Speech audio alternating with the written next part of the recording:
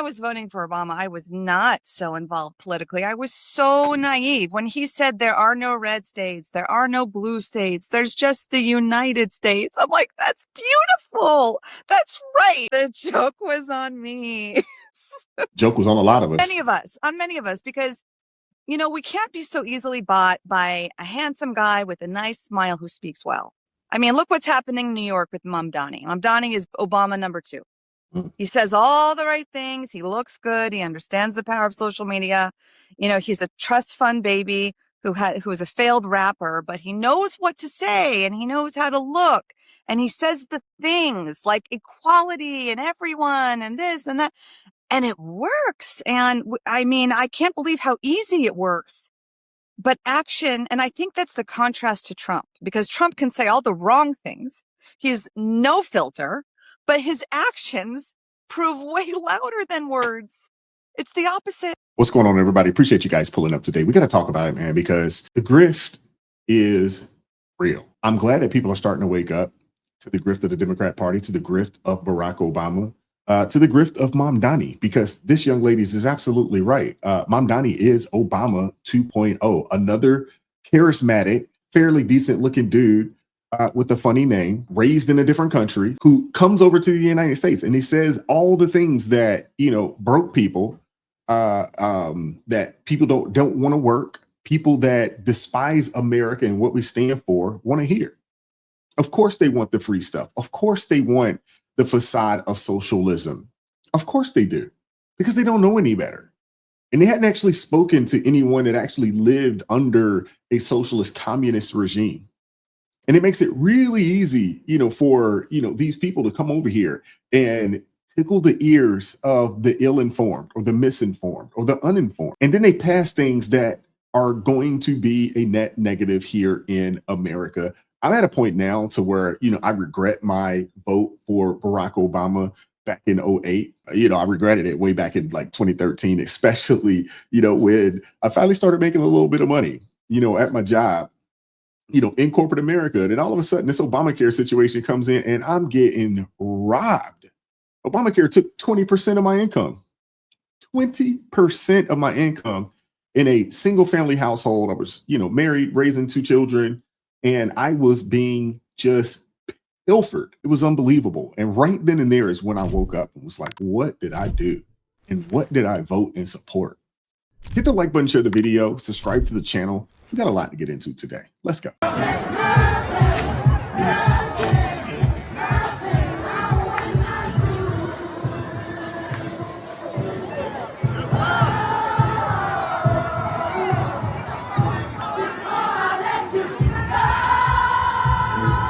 Video alone shows me why nobody respects Black Americans. And we're divided by the people who are awake and the people who are okay with illusion. As long as you put a nice beat behind it, they're willing to go. Yep. They're willing to go. Yep.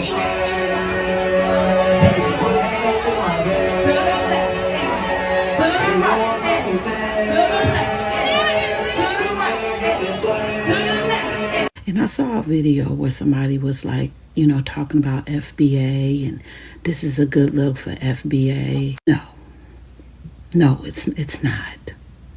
In fact, continuously supporting this man is anti-FBA. He could literally shoot a peacock with broken wings and allow it to piss and right on top of the Frederick Douglass, and y'all would still stand with him. And y'all just showed us. It's unfortunate, man, because you have so many people that are just brainwashed. They're done. And that's why, yesterday in my video, and Crystal has said it, and so many others have said it on this platform, that, bro, there's 2 races, saved and unsaved. That's it. All this, believing that, Barack Obama was the Messiah, in my opinion, he is the reason we're in the situation we're in right now when it comes to race relations in our country. He kicked this thing off. And here it is. You got a group of people worth hundreds of millions of dollars in Michelle Obama still talking about racism and how they're being. It's like, what are we talking about here? Y'all are some of the wealthiest people in the country, most revered people in the country. And you're talking about being discriminated against. Come on, man. Stop it. It's outrageous. That you guys are going to continue to vote for these people, no matter what, no matter them saying that you don't know what a laptop is, no matter them continuously putting immigrants and everybody else in front of you, you're going to continue to support this person and this party. Y'all continuously allow them to abuse y'all. To make y'all look like the stupidest group of people in this country. I refuse to be a part of the shenanigans. I don't want nothing to do with it. I'm with her 1000%. Stockholm syndrome is a real thing. At this point, everybody can't go. There's no saving. There's no saving the community, guys. It's over. The jig is up. Because it's way too many of us that have allowed the infiltration to take place and are comfortable with being on the Democrat plantation. They're comfortable. They have a lawn chair on that. They're okay. There is nothing you could tell me that's going to make me think less than the fact that they have a spell over this community. Not only do these people have lawn chairs on the Democrat plantation, you know what I'm saying? Anybody that defects, anybody that does not align with them 100%, they're basically ready to unalive you. Obviously, they're telling you that you can't come to the cookout. They don't want you around, so forth and so on, which I'm 100% okay with. I know that being one of the free thinking people, here in the United States of America, hey, when it comes to, this sect of individuals in our country, hey, she and I, we're one of the few. President Obama opened up his presidential library in Chicago. You needed an ID to attend the event. So if you're going to show up for President Obama's library, you got to present a voter ID, a photo ID to gain access to that event. But to vote in our elections, you don't have to do that? That makes no sense. It's crazy and it's stupid. And so the United States Senate has a responsibility to open up that floor, use Senate procedure, actually have a debate. You have a filibustering debate. If Bernie Sanders wants to hold the floor of the U.S. Senate for 6 months, let him. Go ahead. Swap out the Depends. Get some body armor. Somebody slip you some whatever you need. Keep it going. Because it demonstrates the stupidity of your argument. Shout out to Byron Donalds. He's absolutely right. To the people that want to visit the Obama Presidential Library, you do know that you have to show ID, right? Imagine that. Imagine fighting and protesting and holding up signs saying that black people don't know how to get ID. They don't even know what an ID is. But meanwhile, when you want to go to his library, you have to show ID. I thought ID was oppression. Oh, ID is oppression if it's talking about their new voter base, illegal immigrants. But American citizens, we should have ID. The hypocrisy is just astounding. He's absolutely right. The hypocrisy is unreal. But at the same time, I guess we should get used to it. We should be used to the hypocrisy coming from the left. Because everything out of their mouth, especially, since I've been paying attention to politics, dating back, at this point now over 15 years or so, which is crazy because, I wish if I could go back and talk to myself, there'd be a couple of things that I converse with myself about. One of them, obviously is, about money investing and not putting yourself in debt. But the other thing would be about politics. Hey, make sure that you pay attention. Make sure that you do your research, due diligence, and understand who you support. And don't just support someone because you think they're cool or maybe they have the same amount of melanin as you. Don't do that. Yeah, so many of us fell a victim, but I'm glad to see that it's brothers like him and so many others that, the skills have been removed and they're waking up and they're willing to speak out against this. That's the main thing, because there's a lot of people that they've come to the same conclusion that we have, but they're afraid to speak. Barack Obama's library was built in your neighborhood. He kicked you out, and now you're going to pay for it. So for all of the Barack Obama supporters, the ones that said that Barack Obama did such a great job for Black people when he was president twice, he essentially ruined the country. But that's another video. So the Barack Obama library has been built. The budget for it was $850 million. Barack Obama and his foundation said, hey, we pledged $450. So they pledged that they would give $450 million to the $850 million project. They deposited to date $1 million. And not only that, the budget blew up and now it's over $1 billion project. The building has been built. It's ugly. It's disgusting looking. And the thing that is the kicker is he's going to make you guys pay that deficit. So not only did he say he was going to give 450 and only gave $1 million, they still blew the budget. So even if the Barack Obama Foundation gave the $450 million that they promised to give, they still blew the budget. So they're still going to make the taxpayers on the South Side pay for it. We're talking about the South Side of Chicago. Where's the money? Where's the wealth on the South Side of Chicago? He threw y'all out and put this ugly building up, and he's going to make you pay for it. It's crazy. On top of the fact that he displaced so many people, on top of the fact that there are minority contractors out there that still hadn't been paid, at least, to my knowledge, up to date to this video, they still hadn't been paid. And some of these companies are going out of business because they are hundreds of $1,000s behind. And they hadn't been paid by the Barack Obama Foundation for this hideous building. We'll say alleged witchcraft building. How about that? All the smoke. They talked to Obama about what the View talked to us about the fact that Trump is obsessed. They say, what's his obsession with you? And I thought that he handled his answer pretty well. Let's take a He's not obsessed. listen to Obama on Trump being obsessed with him. We kiki it up and we laughing. I was going to say, y'all remember when people were really upset at Obama for having the little kiki moment with Donald Trump? Is it fair? He's saying, well, that's because when I see him in person, things are completely different. Is that a fair take? Is that fair of a take for him to have? Is that a fair take for him to have? Yes. That is a good question. I'm too petty for Because that. see, when I couldn't do it, and I love that Michelle Obama chooses to not do it. Yeah, there's parts of me that when I hear that, I'm like, so what you mean? Y'all gonna fight?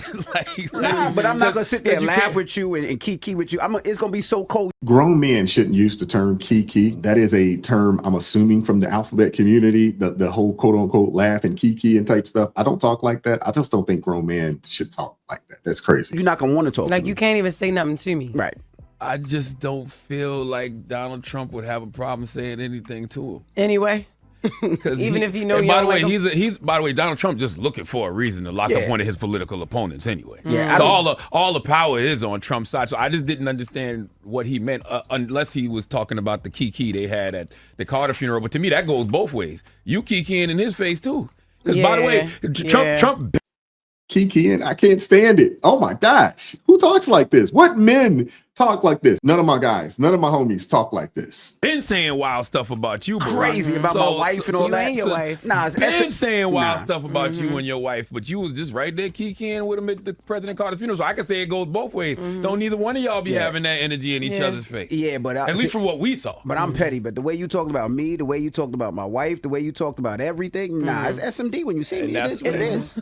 I mean, you like that anyway. That's a good time to you. But that's why the first lady didn't go to the funeral. Yes. Right? Yeah. Because she didn't She want was to. She very didn't open want to. She about didn't it. want to do the fake stuff. And I So when I respect heard President Obama say that, I'm like, well, the same thing can be said for you. Don't none of y'all be having that same energy. Like we saw President Biden say, "Welcome home" to Donald Trump. Like so, it's just like, what are y'all? I didn't understand that part.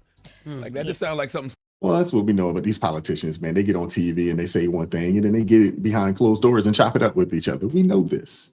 I think we all know this. And when it comes to President Trump, what we do know is that prior to President Trump running for office, all of these people love this guy. He was obviously, he was a major donor to a lot of Democrats out there. He gave money, and I heard he gave money to both sides, but he gave money to both sides. I mean, come on, man. They love this guy. I mean, we saw all these, mainstream media platforms. They love the Donald. Prior to him deciding to run for office and to run as a Republican and run on, we're saving the country from the communists, essentially. Even way back when, the first time, he couldn't tell you that he was running to save us from the communists, but we know that's what he was doing. You know what I'm saying? Because when you get so high up in America and you got the kind of money to where, politicians will listen to you, they'll pick up your phone call when you call them. You don't get to $1 billion and not know what's actually going on in the direction of the nation. That's how you keep your billions. So this dude finally got to a point where he's like, we got to do something about this. We got to do something about this. And we understand based off of today, I mean, those way back when, 2008, 2012, you probably didn't know this about Obama, but we know today that Obama was the spearhead of this. He was the one that helped fast track this. You know what I'm saying? This direction of the nation. It wouldn't surprise me one bit, if the DSA was funding Barack Obama. It wouldn't surprise me one bit if we found this out. All they have and all they got They're consummate victims. And Michelle puts out this podcast with her ugly brother. He looked like he gay. I don't know for sure that he's gay. How do you right? So she up there with him. He looks like, oh, this is a train wreck. And it's probably time for us to write the Obamas off. Because when it comes down to it, there's something seriously wrong with these people. They obviously are not Christian people. I hadn't seen Barack Obama in a church since he left the White House. They never speak about Christ. They never speak about doing any good. They are the most negative, victimized, entitled people I've ever seen in my life. And they are a very bad example for your children. If you can't become president of the United States of America, make millions of dollars a year, get an opportunity to go to an Ivy League school, be chauffeured around everywhere, private planes everywhere, waited on hand and foot everywhere. You can do that and still talk ill of this country, but no one has done anything to hurt you.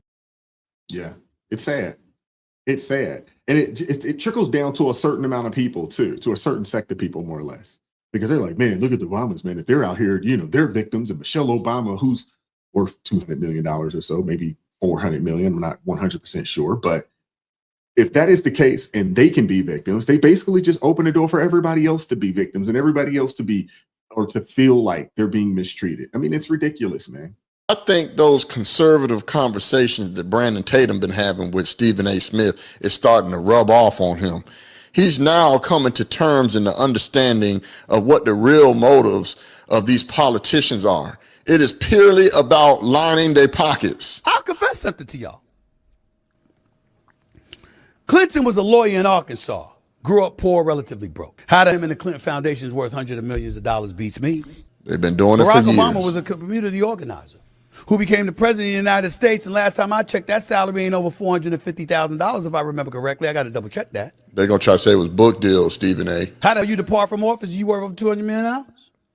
Ain't no book deal worth $200 million. It's amazing to me how these politicians go into office and you're sworn to serve the American people. It's called service, but somehow, some way, they always depart exponentially richer than when they arrive. I mean, Stephen A. Smith, it's pretty obvious, man. It's called corruption. I mean, the left has been doing this for years, man. I mean, money laundering schemes, payoffs, kickbacks for deals that they made during office, all paid after they get out of office. And it ain't just the left. And I don't want to hear y'all hollering and scream, oh man, it's book deals and speaking engagements. Man, the man is worth $200 million. There ain't enough speaking engagements and book deals to equate all the way up to $200 million, man. Stop it. Thanks. Y'all's Black Messiah and the rest of y'all Democrats, as well as Republicans, are corrupt. And you're taking we the people's money and lining your pockets while selling out our whole entire country. He's absolutely right. And I'm glad that he cleaned it up and said that it's not just the Democrats, because we see this. You've seen MGT and so many others. They get in the office, they not worth a whole lot, and they come out and they ball it. It's the craziest thing ever, man. And that's why, you get these people on TV and they're like, oh, Trump's lining his pockets and this and the third. First off, Trump got in office with $1 billion, but he ain't doing nothing. If he is lining his pockets, he ain't doing nothing different than anybody else. And if you got that type of smoke for President Trump, you better have that smoke for Clinton. You better have that smoke for the Bushes. You better have that smoke, for your Messiah, Barack Obama, Joe Biden. And the list goes on, because it seems like that's what it is when you get into politics. And that's a lot of the reason why a lot of people want to get into politics, because even if you just make it in as a representative, the likelihood of you coming out of being a U.S. representative, a millionaire, quasi-multi-millionaire, it's pretty dang on high. The crazy thing is that we understand that most of these people are bought and paid for. And that's a lot of the reason why nothing actually gets accomplished in politics. It's sad, man. It's sad. It really is. But, it is what it is. That is the state of politics in the United States of America. And I would assume that it's even worse in other places around the world. Even worse, especially in the communist socialist places, or the places that, quote unquote, have a monarch or some type. I bet it's even worse there. Hey, power corrupts, and absolute power corrupts. Absolutely. I think everybody knows this. And when you get in there, even if you got into office with the mindset of I'm going to do the right thing, and then you get around and you see everybody and you get into that club and they start showing you, hey, this is how you go out and get this money. This is how you do this. Because hey, if you can stay in office, if you can just maintain, you know, you can get 2, 3, 4 terms, and you can set your family up for a generation. A lot of people are like, man, why fight the system when I can just be a part of it and get what I can get out of it and move on? Let me know what your thoughts are. Hit the like button, share the video, subscribe to the channel, turn the notifications on to all so you never miss an upload. Consider joining the ARP family or buy your brother a coffee. That link's in the description box below. And as always, keep God first. Stay prayed up. We'll catch up with you guys next time. Peace. It is God who arms me with strength. Yeah, I'm battle ready. He trains my hands for battle. My heart stays steady. But thanks be to God, He gives us the victory. Through my Lord Jesus Christ, fear can't live in me. I was down to the dirt, red clay on my shoes, old pain in my shirt, oh so bruised. In the Lord hit my chest, kicked air from my breath, put power in my step.